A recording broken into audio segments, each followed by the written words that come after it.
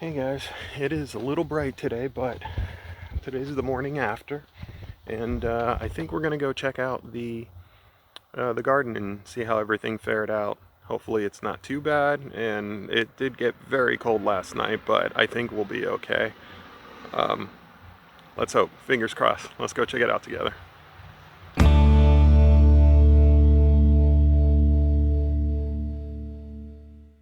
I will say that this nice warm sun in the early morning is definitely helping to warm things up, and so I'm hopeful that we don't have to do too much. I'm actually going to leave the plastic on today because it's not going to get warmer than like the 40s, so it'll help kind of build a little bit of heat up under that plastic because it's going to drop again tonight. Our friend here, George, that's what I will call him, George, looks like, here, we'll peek under there. I think that'll be pretty safe.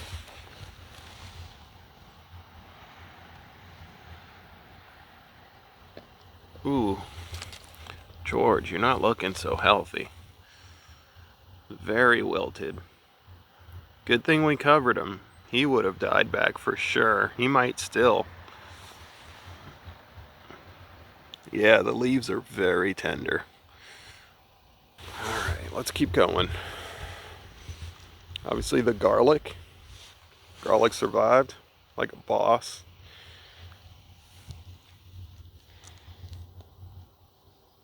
The onion also doing very well. That's to be expected. I didn't even cover them. Right here next to the garlic, this was all the potatoes that I had to plant. And then down on the other end over there, after the potatoes, is I believe that's where we planted our brassicas. The only reason why I covered them is because they were so young. They were just sprouting, and I think a deep frost or a deep freeze would have just killed them. Here in the next bed over, right next to the onions, we have the carrots. I did not cover the carrots, but they seem to be okay. Carrots are very frost tolerant. Look at this, random. I'd cut this guy down to the ground, and the spinach just popped right back. I never really thought of spinach as being sort of a cut and come again type of crop, but that's encouraging. I might actually try to just cut some of the leaves off of the spinach and not necessarily cut the whole thing. Or maybe just cut it down but leave some of the crown and some of the leaf and see if it grows back. I mean, if I don't have to keep replanting the spinach and I can just keep harvesting from it, at least get maybe 2 or 3 harvests from the same plant, that would be good. Because it's a long wait between germinating spinach seeds and actually being able to harvest leaves off of them. It's a good long wait. It could be months. But if I could keep those roots in the ground and harvest it after a few weeks instead of months and not have to rotate it, especially in this very tight space where I have maybe only 300 feet or so of growing space, that could be something we experiment with this year. And speaking of spinach, I also sowed some more spinach in through here. They do seem okay. They're maybe a little bit soft, but I think they'll survive. In this whole area here, if you remember, I believe we planted some Swiss chard, but I haven't seen any yet, or at least I thought the Swiss chard would have like a little red stem, and the true leaves on them, it's always, or I'm sorry, those first leaves that come out, it's always hard to tell what kind of plant it is with those first leaves, but I have seen maybe one that might show signs of being a Swiss chard. What I do have in through here is a lot of volunteer. I'm thinking mostly tomatoes, maybe some peppers, because if you remember, just one bed up from here, and we're on a slope, so I'm right behind you, it's sloping upward. So one bed up from here, we had just a bumper crop of Roma tomatoes.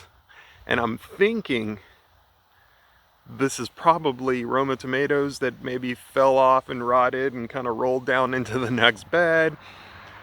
It also could be that I did some amendment here of some of my own compost, which, as you know, it's just a chaos compost. I put just about everything in there, including pounds and pounds of tomato scraps and all the seeds. And so it's hard to tell what could be in here. It could be anything, but I never realized just how invasive tomatoes could be.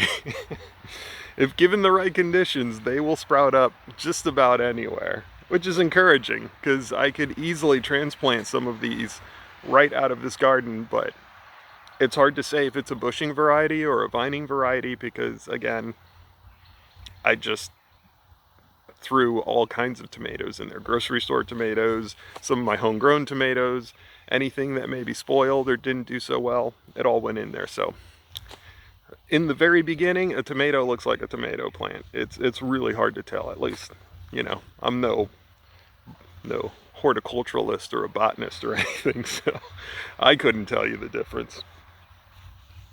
Not until it starts fruiting. One downside of using these tiny hoops is that you couldn't necessarily protect all the plants perfectly. You'll see that these are pushed right up against the plastic. That's not ideal. It can lead to those plants technically burning, especially when we start getting into the hotter times of the day. But like I said, we're not anticipating that the weather's going to get much higher than in the 40s today. It's going to stay pretty cool. So it's just a random cold spell that's coming through. And I think we're just going to chance it, only because taking these covers off is kind of a bear. This was just a makeshift, like, there's a storm coming. This is what I had at home.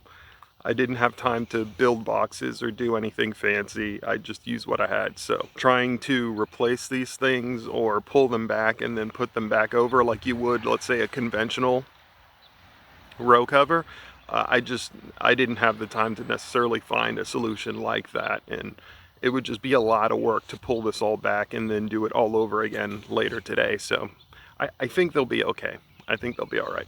I did not cover up my red mustard, and that may have been a mistake. It doesn't look like they're doing too well. They look very tender